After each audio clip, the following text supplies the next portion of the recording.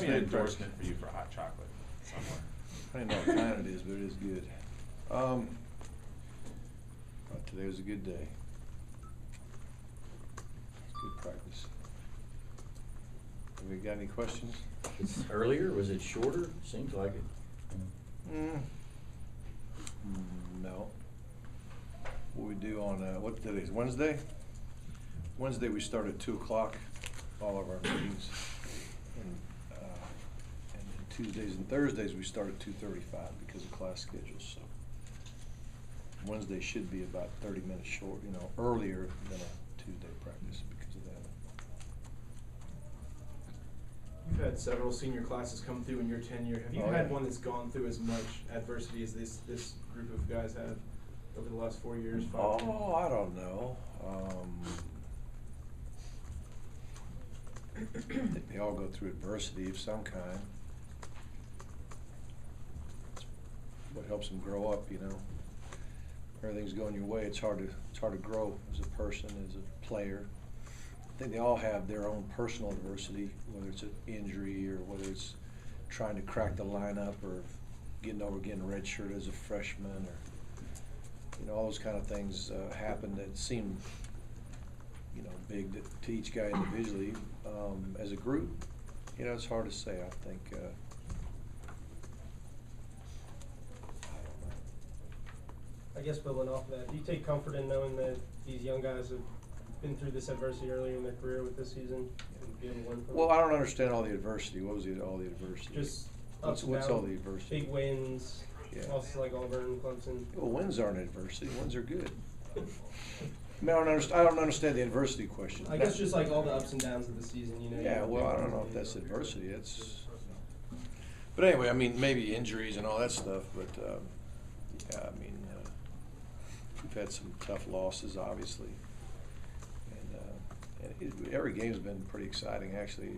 I would imagine not many people turn the TV off watching our games, and not many fans left early of any of our games this year. Probably didn't help the traffic pattern at the end of the games. That's adversity. You just learn. You learn as you go, whether you win and you're losing.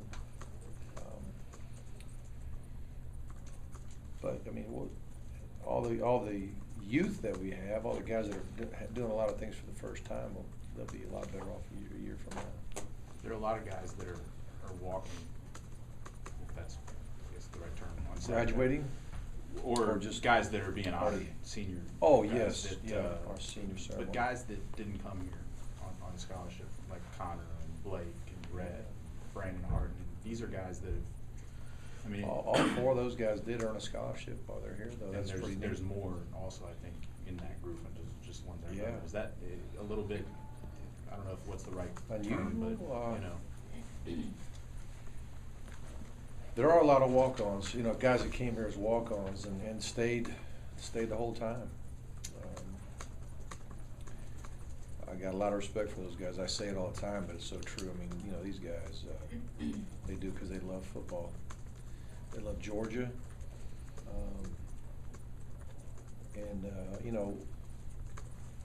They're probably the easiest guys I ever get jobs for because, employers are looking for guys that are, unselfish, guys that work hard, guys that put team ahead of themselves. There's so many attributes that these guys have. Most of them do very well in school because they have to stay to keep their hope or whatever it is. So they're neat guys, and some of them, get to the point where they get to play, and then even beyond that, they get a scholarship. And some guys deserve a scholarship. I just don't have one to give it to them. Some years we've had a couple years we've had maybe more to give than normal, but those guys earned it. And I think there's more that didn't get it that earned it. But yeah, there's going to be I guess, is it 24, 22 players? Is it, but 28, does that count though?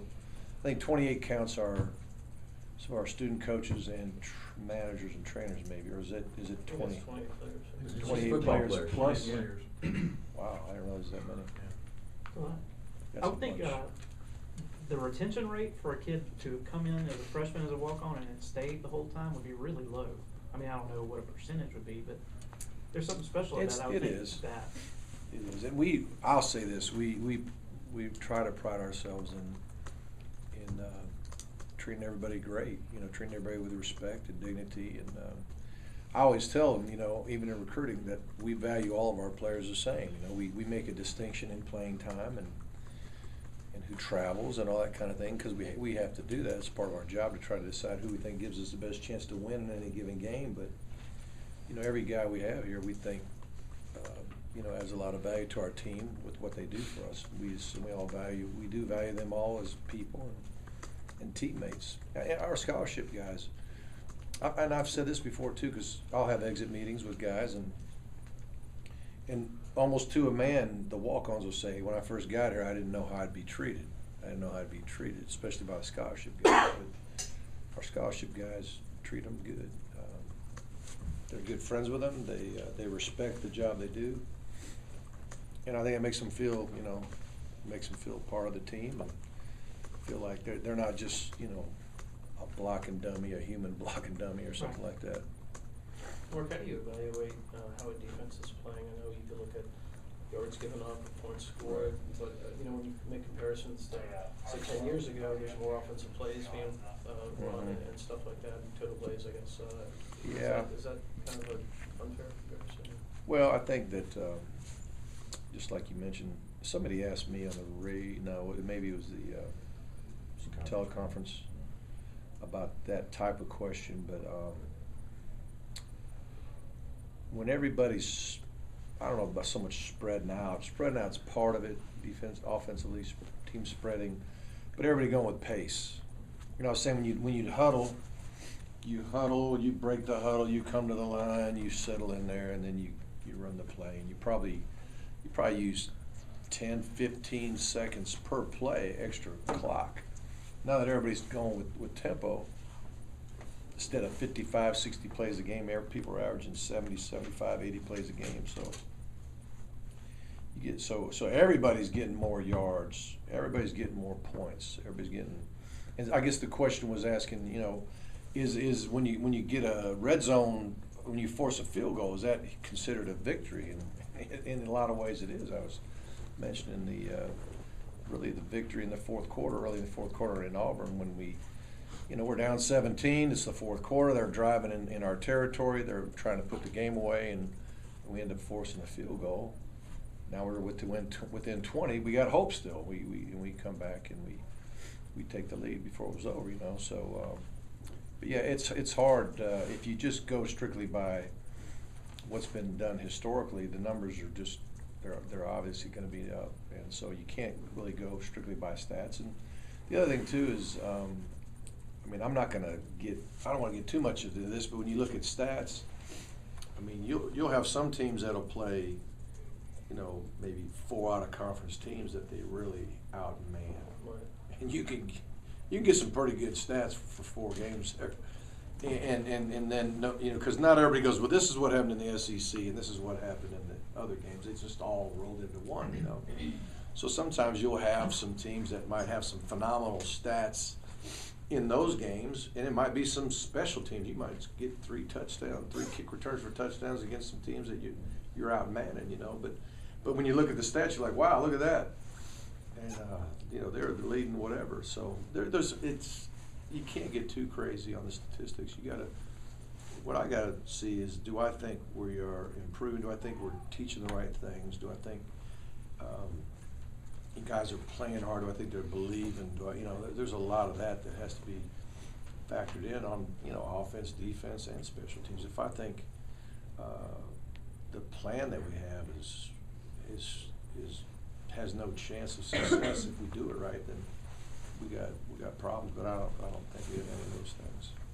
Coach, you must develop a fatherly relationship with some of your boys. What types of lessons do you try to get through to them in the few years that you do have them, and do you think you've done it this year? The types of lessons, first thing you got to do is teach them responsibility, teach them to be accountable, teach them to be dependable, let them know that there's a certain way that things have got to be done, and hold them accountable to do it. And then we also want them to, obviously, we want to be honest and loyal and all that kind of thing, hardworking. You know, for me to take credit to say, have I done a good job? You know, I think life teaches a lot of lessons in itself. I think if a guy's 18, by the time he's 22, he's going to mature some, regardless of what program he's in. But I think we're very intentional to try to teach those things and prepare them, you know, for life down the road. Once guys understand that the world doesn't revolve around them, that it is about the team and it's about others. It's, you know, if you're a husband, it should be about your wife and your children, you know, not just about you. You know, if you're an employee, it should be about, you know, the business that you work with, and try to help everybody succeed around you. Same thing with the team. So I think we are very intentional in teaching those things, and I think these guys are really ready for, I'd say, you know, I have them in the character rated class. As I listen to all of them voice their opinions on certain things, I feel like they're in good shape. Mark, does Reggie Carter have a chance to be back for this one? I don't know. Well, he probably could, but he's not getting enough work to where we feel comfortable. You know, just from a rep standpoint. Again, a guy like Reggie, if Reggie was a 3-year starter and was in the same spot he was in, you know, you might say he'd be ready to play Saturday, but because he's a rookie and still learning, and he needs reps to be ready in any given week, I don't think he'll play. Viewing the 2013 seniors as a group, what would you say their legacy is? I think they're a really unselfish bunch. I think they care about their team. They certainly went through some ups and downs, like you mentioned. I think they handled it with class. Going back to that fatherly thing that she had mentioned, you know, not many coaches at this level get to guide a 4-year starting quarterback into their senior night. You know, whether it's they start later in their career or talent propels them to the NFL. But this is going to be the second time that you've done that here at Georgia. As a former quarterback yourself, you know, is that something that's pretty special to you to be able to do that twice? Talking about, was Green the other? Mm. I'm trying to think if there was any other 4. Stafford was only 3, I guess. Stafford was 3. Shock was here 5, but he only started the one. Right, you're talking about like a 4-year Right. starter. Yes. Yeah, it's just so rare, so rare. It's rare for a lot of reasons, like you said. You know, guys go pro. That coach may not have been there the whole time, and there's just a lot of things. I've been really blessed to be at a place like Florida State for 15 years and a place like Georgia for 13 years, and just been able to recruit guys and coach them up and teach them and watch them grow and watch them go on to the next phase, you know. But the thing with Murray, it's the guy who really got to do it was Mike Bobo. I mean, he did the majority of the recruiting. He did the majority. He by far did the majority of the teaching, how to play the game, and you know. So it's the QB and the QB coach relationship that I'm well aware of and have experienced over the years. It's pretty special, and you know. But Mike and Aaron certainly have got a tremendous bond, and I feel close to Aaron too. Don't get me wrong. You know, as a head coach and a guy that is counting on his leadership, and had a lot of discussions about leadership, and he's been tremendous in that way. So I mean, I feel close to Aaron, but as far as the ability to teach the technical aspect of the game day after day after day and watch him grow in that way, I've observed it, I've watched it, I've admired it, but Mike was the guy doing most of that. Artie Lynch was out there in shorts and t-shirt again today. Artie? Yeah, Artie did everything. Didn't No, he? that was a lead into a question. Okay, go ahead. How entertaining has it been to have him around this program for 5 years? He has been entertaining. Artie's, you know, when he came, he wanted to try something new. Obviously, I mean, being from up north, and to come down here because he wanted to experience a different culture. I mean, he got it, and he got it. And there was a time he'd probably tell you if you asked him, but there was a time he was pretty seriously thinking about leaving. You know, I had to have one of those father-son talks you talk about and convince him everything's going to be okay and that it's going to be worth it in the end and all that kind of thing. And now I know he's so thankful he stuck it out and didn't go when he was thinking about going. I don't remember if that was at his first or second year, somewhere in the first couple of years. He was really struggling. I think we went to Dairy Queen. Yeah, that might have been it. You went to Dairy Queen? I think we went to Dairy Queen and had a chili cheese dog or something. I think that's what I had anyway. You guys talked at Dairy Queen? He was in the car ride there and back. Mostly in the car. We didn't. I think we drove through. I don't think we stopped. Did he decide to come back at the end of the talk? Did it take some time after that? No, he wasn't ready to. He wasn't like, I'm leaving, but he was really just debating whether to leave or not. So his final decision was to stay. I didn't talk him out of leaving, but he was leaning, I think, pretty heavily there. If I have one more? I'll ask if you want to ask this. Is that it? No, yeah, Oh, you got one? I was gonna Okay. ask, I'm sorry. Shaq had that pick 6 against He did. Vanderbilt, and you kind of thought maybe the ball would get rolling with some more interceptions on defense. Right. What's been going on? Part of it when you play man coverage, it's you get less picks really in man coverage than you do zone. I think.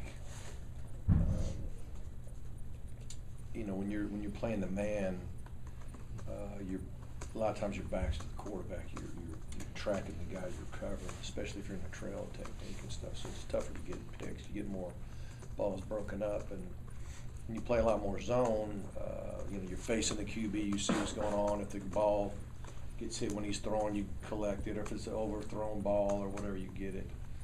I think that's part of it, and I think, you know, we got to produce more